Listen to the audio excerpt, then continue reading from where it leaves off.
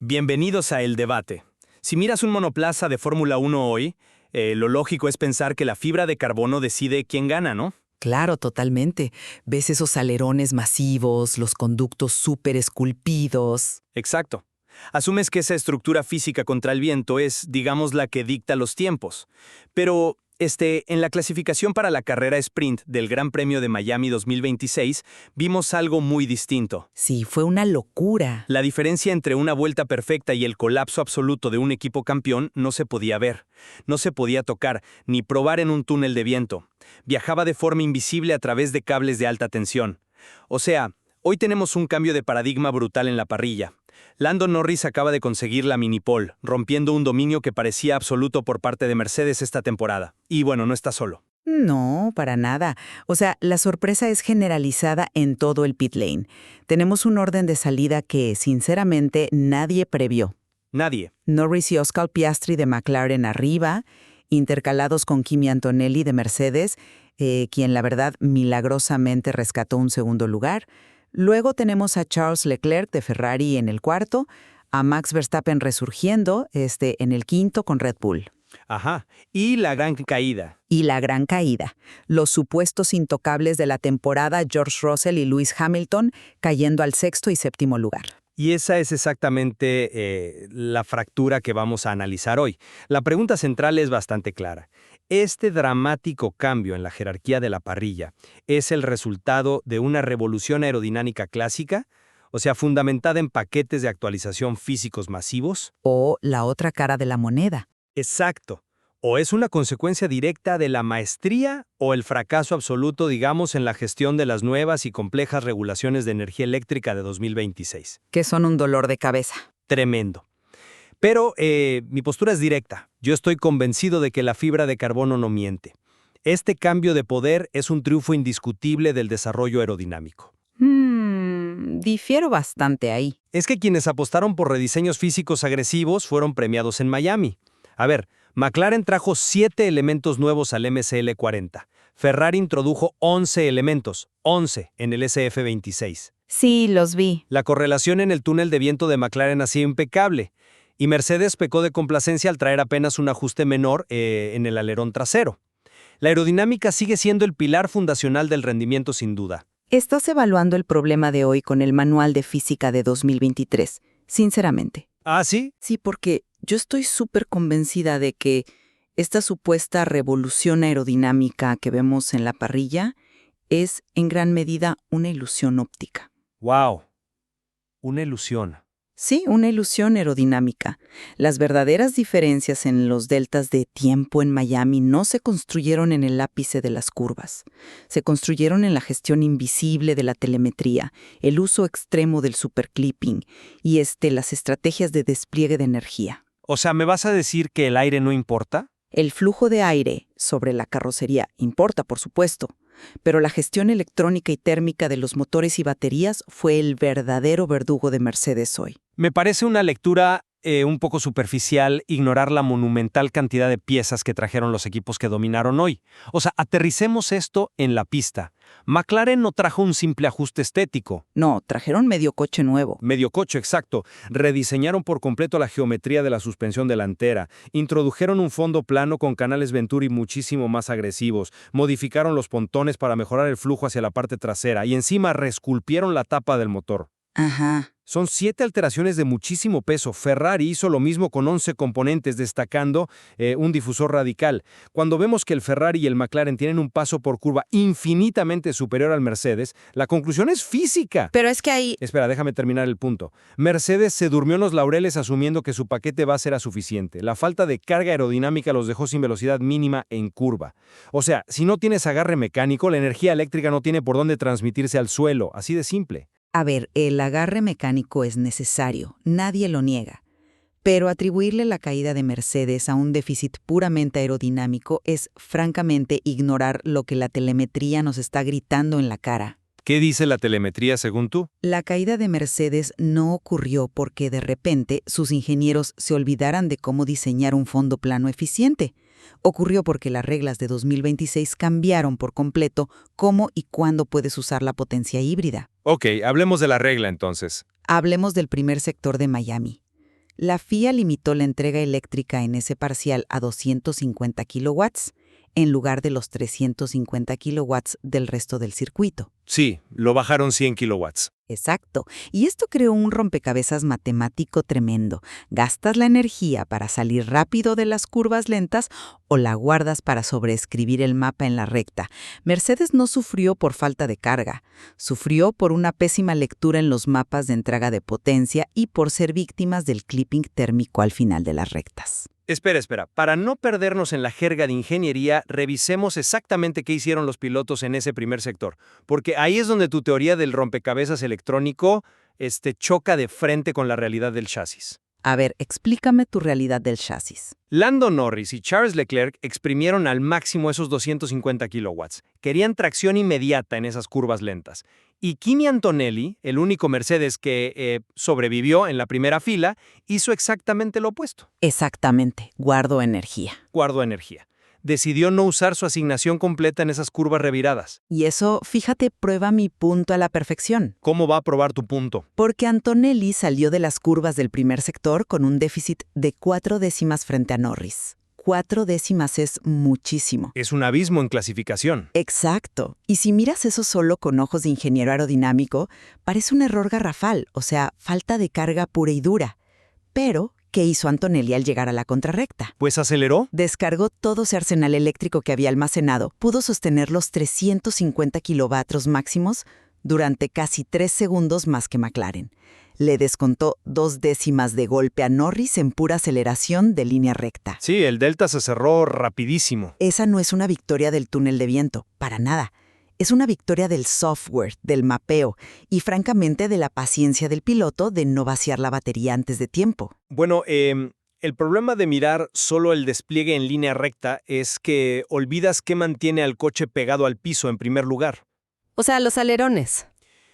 Te lo planteo con una analogía. El despliegue de energía eléctrica es el sistema circulatorio del monoplaza, digamos. Bombea la vida, da el impulso, la fuerza bruta. Me gusta la analogía. Ajá. Pero la carga aerodinámica, el chasis en sí, es el esqueleto.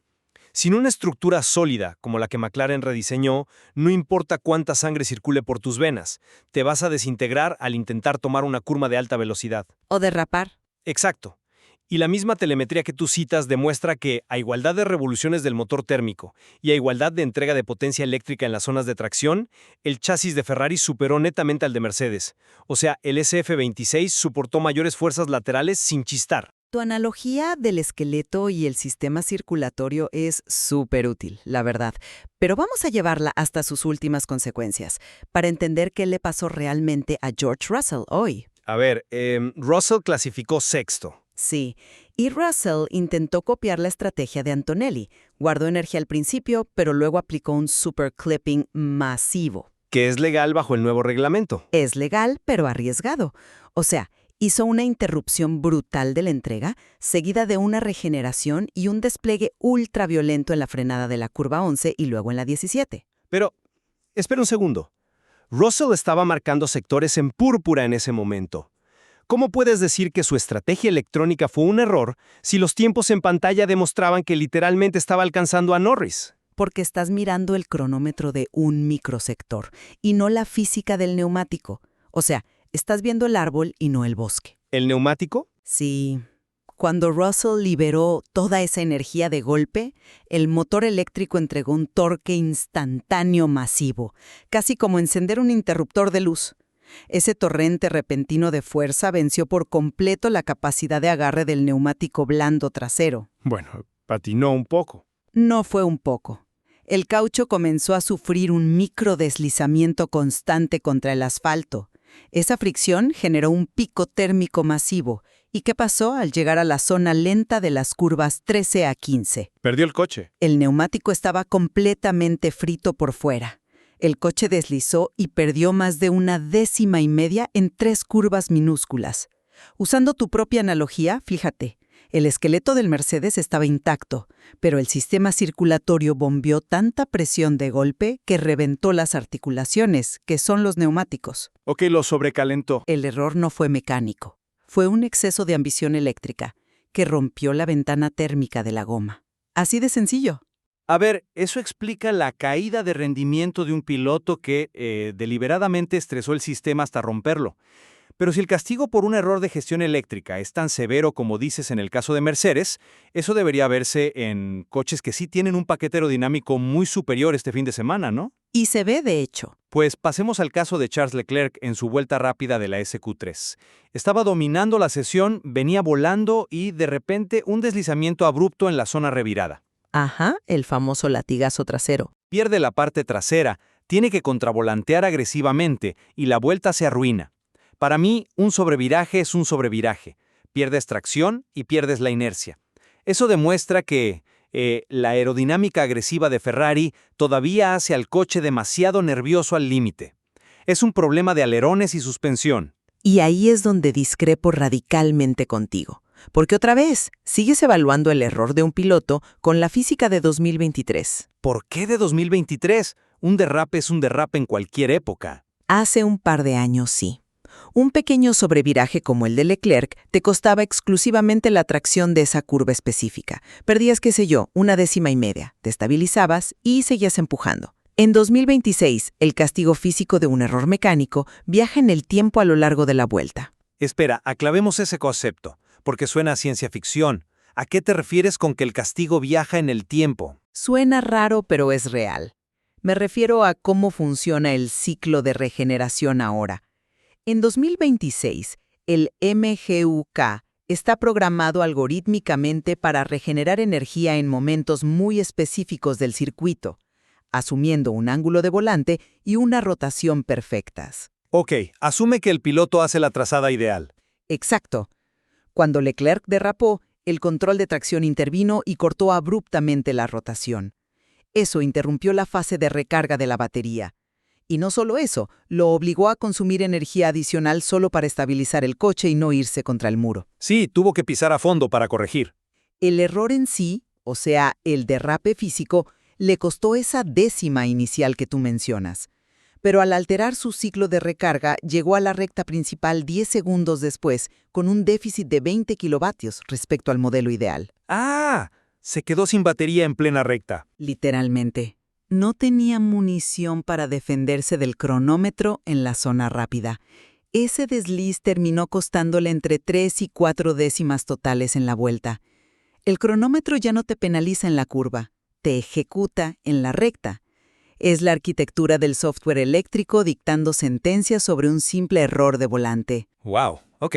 El efecto dominó que describe sobre la regeneración es innegable, te lo concedo. Pero, un fallo catastrófico de software o una interrupción del ciclo de recarga no invalida la regla general. ¿Cuál regla general? Que cuando el sistema híbrido funciona como debe, la carga aerodinámica es la que impone los límites absolutos del rendimiento. Y si quieres comprobarlo a nivel macro, a ver, no miremos a la élite, miremos la cruda realidad de la zona media. Donde todos sufren por igual. Donde no hay talento generacional que disfrace las carencias del coche. Exacto. Fíjate en los saltos de rendimiento de hoy en esa zona. Red Bull estrenó el chasis RB22, deshaciendo los errores horribles que cometieron en Japón.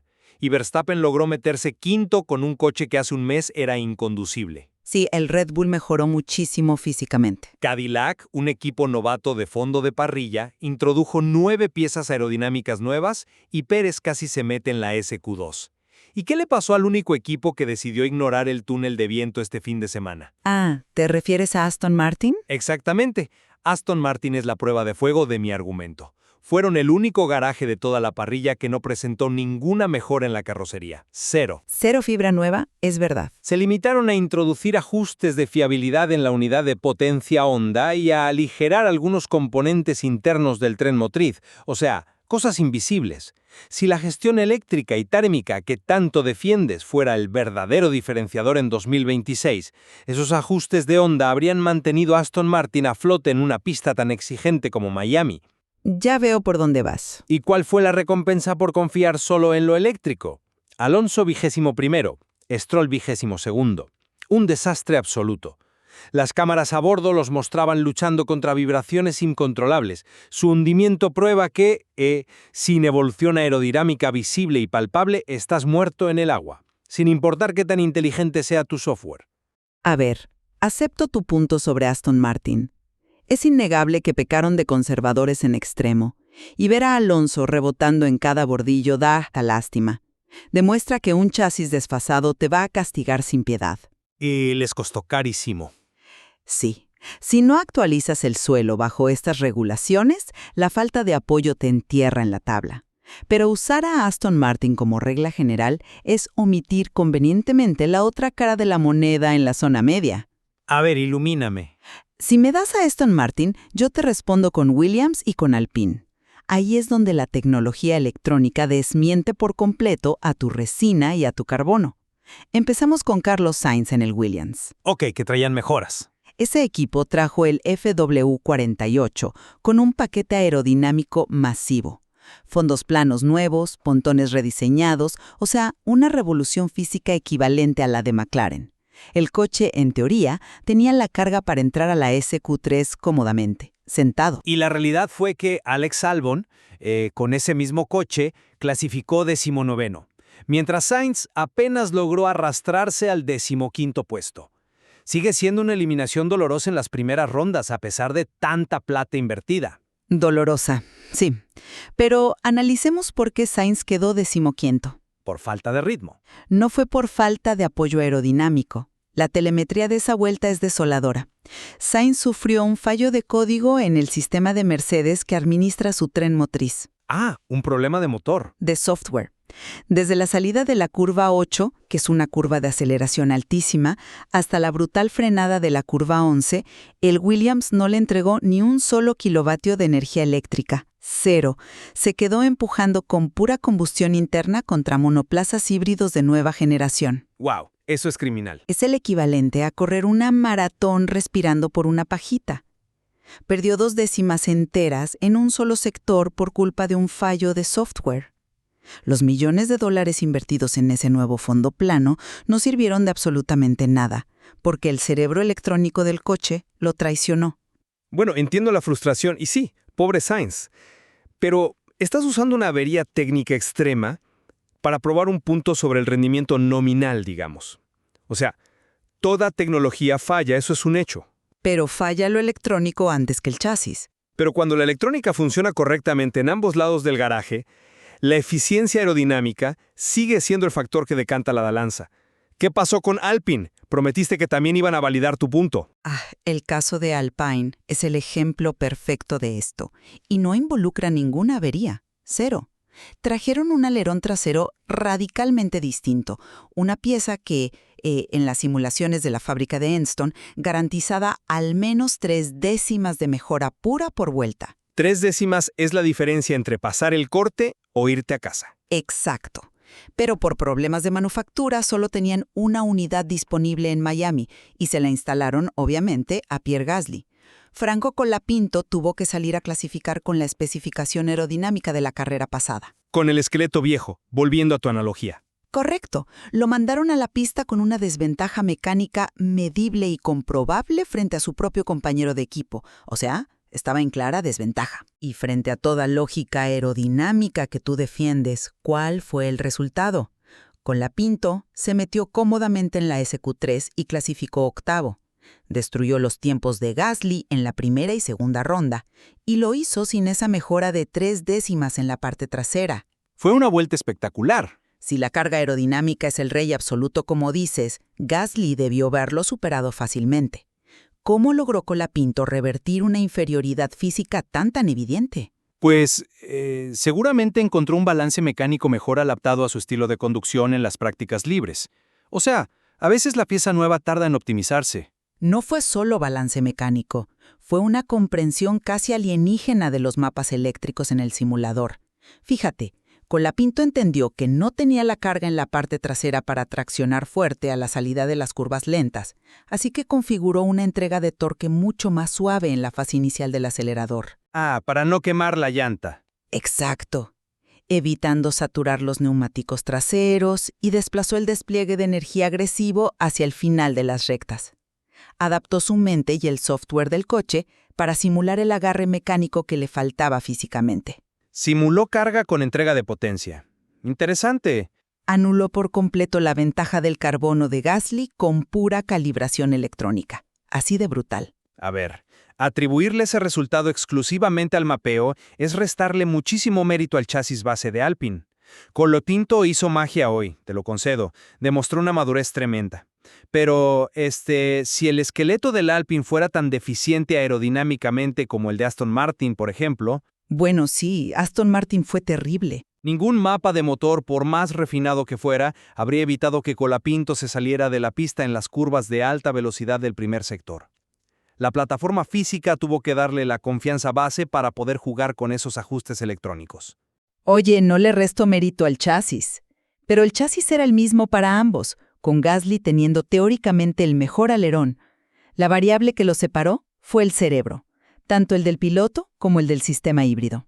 Entiendo perfectamente hacia dónde apuntas, y creo que si damos un paso atrás y evaluamos la imagen completa que nos dejó esta sesión de clasificación en Miami, tenemos dos radiografías muy distintas pero fascinantes de la Fórmula 1 actual. Totalmente. Son dos mundos chocando. Desde mi perspectiva te digo que sigo firme en que la brutal cantidad de nuevas piezas aerodinámicas introducidas por los líderes redibujó el mapa competitivo de 2026. McLaren salió de la sombra gracias a 7 componentes clave, Ferrari consolidó su ritmo rehaciendo su difusor y la inacción de Aston Martin los condenó al fondo.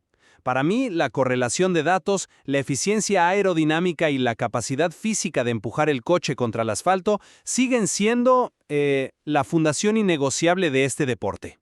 Es súper válido. Pero mi conclusión es que, aunque los nuevos pontones y alerones son siempre el aspecto más visible y mediático, o sea, lo que todo el mundo ve en la tele, las diferencias críticas de hoy nos contaron una historia muy distinta. Una que se lee en gráficos y códigos. En la telemetría pura. Sí, porque las minúsculas fracciones de segundo que separaron a Kimi Antonelli de los McLaren o la implacable penalización que sufrió Leclerc por alterar su regeneración eléctrica con solo un derrape y, claro, la genialidad estratégica de Colapinto, todo eso demuestra que el verdadero campo de batalla cambió. En 2026, el uso táctico del superclipping, la gestión térmica al milímetro y el software híbrido son los árbitros definitivos que deciden quién arranca en la pole y quién se queda atrapado en el garaje. Bueno, creo que este choque de filosofías nos deja con un escenario inmejorable para el resto del fin de semana. Yo ya quiero ver la carrera. Igual yo. Y les sugiero a todos los que nos escuchan en este análisis que mañana, durante la carrera sprint y la clasificación principal del Gran Premio, miren mucho más allá de las pantallas de tiempos. Fíjense dónde ocurren exactamente los adelantamientos. ¿Y cuándo se quedan sin neumáticos los de Mercedes? Ojo ahí. Exacto. Observen si los McLaren pueden sostener esa velocidad en aire sucio. Y sobre todo pregúntense si el monoplaza que lidera la tabla lo hace por la forma magistral en que su fibra de carbono corta el aire o, como dices tú, por cómo su piloto y su software administran los invisibles rayos de energía debajo de ese chasis. La Fórmula 1 rara vez ofrece una verdad absoluta, y este nuevo reglamento acaba de demostrarnos que la respuesta es tan compleja como la ingeniería misma.